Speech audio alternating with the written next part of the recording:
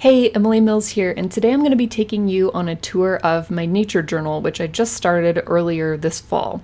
I want to show you what I've been working on just to show you how I've started something new and how I've progressed in my skills and understanding of what a nature journal can be. This is part one because I've only finished about a third of the sketchbook, but I want to show you my progress so far. This is a small, about 5x7 Strathmore toned tan paper sketchbook journal. I like that it's spiral bound because I can open it more easily while I'm out in the field. As we open it up, in almost all of my sketchbooks, the first page is some kind of a reference. So here you can see that I started it in August 2024, and I'm testing out my materials and how they work together.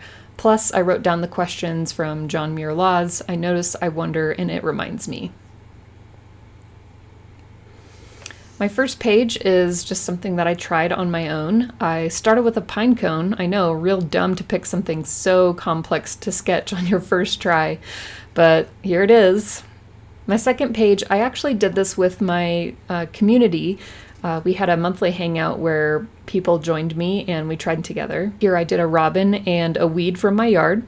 The next couple pages, I decided to try things that I observed, so I have a pygmy nuthatch and California scrub jay. I started out using pencil, but as you can see, there's a lot of smudging that happens, so I decided to actually go back with pen. Here we have a page on mourning doves. Now this page was actually all in pencil, and I had to go back and outline everything in pen because the smudging just got too much. I also started adding in a little bit of my personality to the page. This next page I tried to do half in pencil, half in colored pencil, and as you can see, it's just really smudged. There was also a little bit of transfer from the apple color for the other page, but not as much as a normal pencil would. These next pages I did with my community members at our Sketch Academy retreat in October. I brought in some found objects and we just sketched them together. Now this next page, I was just talking about layouts and how you want to create kind of a grid, and the interesting focal points should be at the intersections of the grid. And then the right page is some scenes from a lake earlier this fall.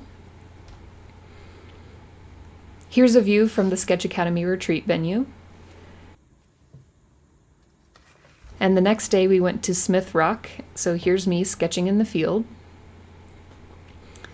A couple weeks later, I went to a local park and was waiting for some friends and just decided to sketch while I waited, and then I colored it when I got home. And the page on the left is left over from Smith Rock. I actually did most of these after. One thing that I learned is that sketching smaller is a lot faster and kind of more fun, but I tend to veer towards the full page illustration just because I'm enjoying myself. Now this next page, I actually finished a pine cone unlike page number 1, and I did it all in pencil and watercolor. And here's a larch and a ponderosa pine. Next we have the northern flicker. Now, these have been in my neighborhood for a really long time, but they've never actually come in my yard, so I was very excited that they actually started coming to my feeders. So I got kind of obsessed and drew a lot of them. I also have dark-eyed juncos. I call them my winter bird friends because they don't come in my yard until, I don't know, a week or two before the first freeze. Here's some more juncos. We have a couple different types here in Oregon. Mule deer that I saw behind our church. Here's another quick landscape. As we were driving towards my in-laws' house, I thought the sunset was so beautiful, so I just snapped a picture and then painted this the next day. About a week and a half later, I went to Phoenix to visit my parents and saw some new birds, new plants, and it was all very exciting. If you know me, you know I love quail, so I had to dedicate a whole page to quail in full color, and a couple other fun birds. And that's it. That is the end of my nature sketchbook so far. So as you can see, even though the pages are all crinkled, I've only finished about a third of it. So hopefully there's a couple more videos to come to show you what I've been up to. Now let me talk about the supplies real quick. I like to sketch using Palomino Blackwing pencils.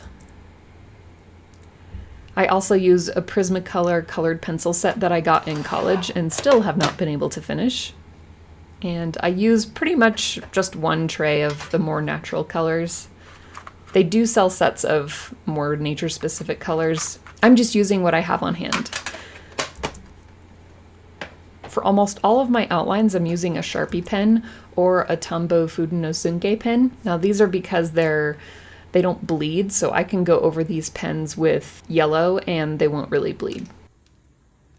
I also use Tombow dual brush pens for the grays and shadows sometimes. I've also used Target U Brands pens for my black outlines. And then just a standard eraser and pencil sharpener. For highlights, I like to use a Prismacolor white colored pencil or a white Jelly Roll pen.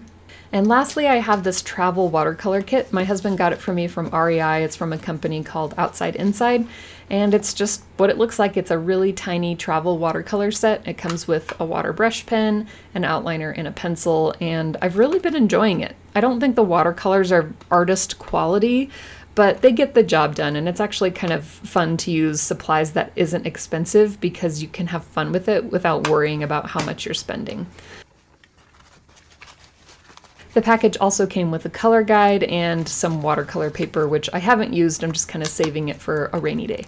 I do really like this watercolor kit because it's very compact, it comes in its own pouch, and it fits in my backpack very easily along with the sketchbook. And that's the end of our tour. Thanks so much for watching, and I'd love to hear about your own nature journaling experience in the comments below.